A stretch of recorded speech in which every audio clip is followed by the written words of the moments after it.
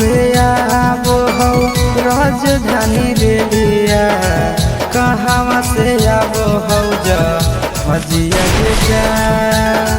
कहवा से आबो हो राजधानी रेलिया, कहवा से आबो हो जा हजिया के जा।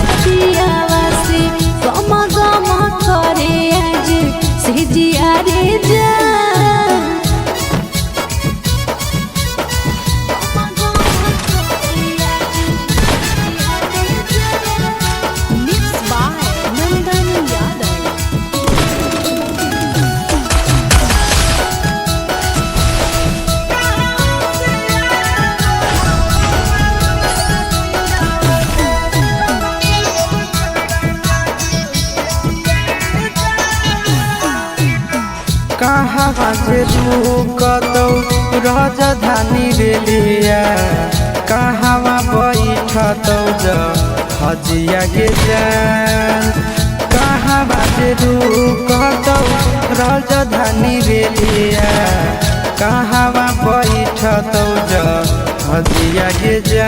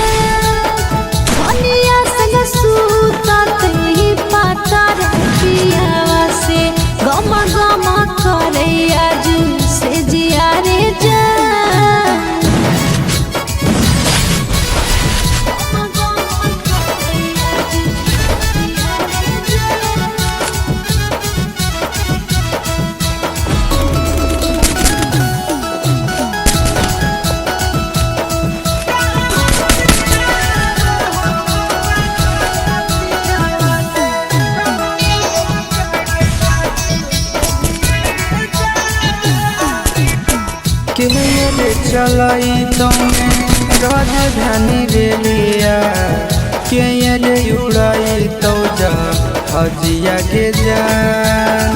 के चलाई तौने राजधानी रेलिया, के उड़ाई तो जा हजिया के जा।